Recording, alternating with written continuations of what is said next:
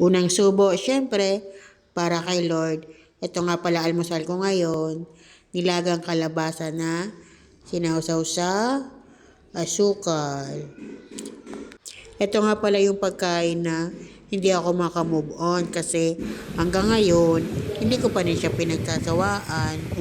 Anyways, tuloy natin ating pagkain at enjoyin.